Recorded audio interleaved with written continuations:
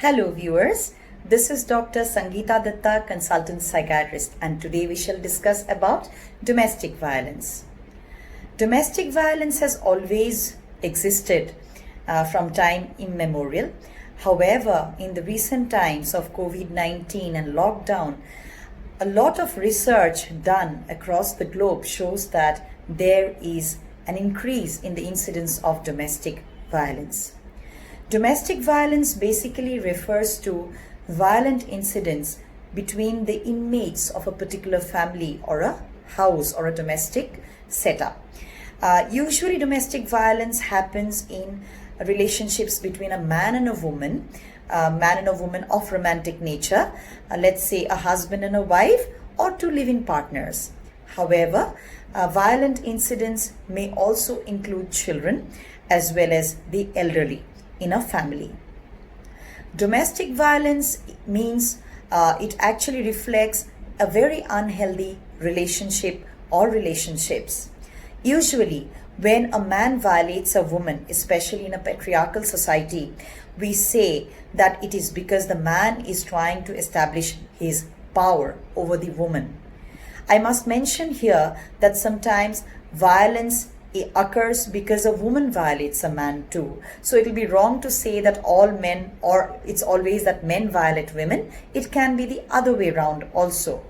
However, in patriarchal societies, it's often a man who violates a woman. And in this case, there are two factors of domination and control.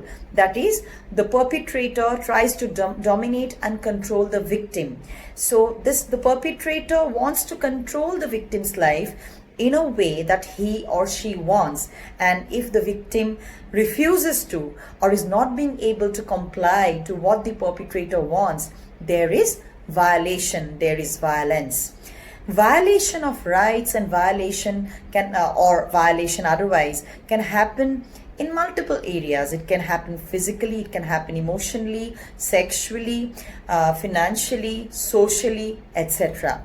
However, we must just now, perhaps it will be wise to stick to just two parts. That is the physical, three parts in fact, physical, mental and sexual parts.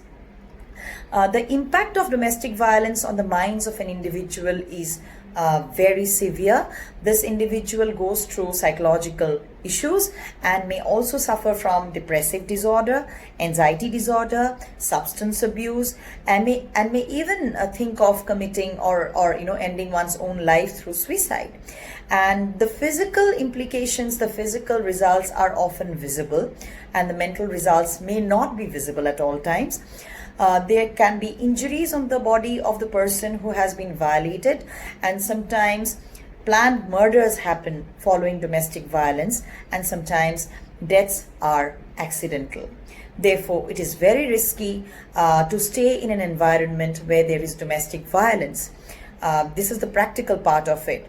Apart from that, I would like to inform all of you, the moment you realize that you are in a relationship with somebody which is not healthy at all, which is toxic, which lacks mutual respect, mutual understanding, and love, you must immediately introspect, reflect, and think whether this relationship is necessary in your life or not.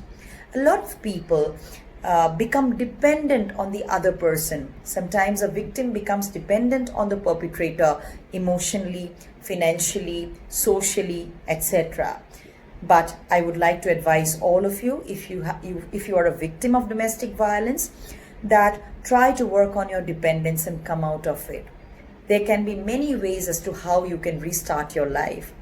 If you are afraid of the society, please ignore it, because it is your life. You have a right to a beautiful life.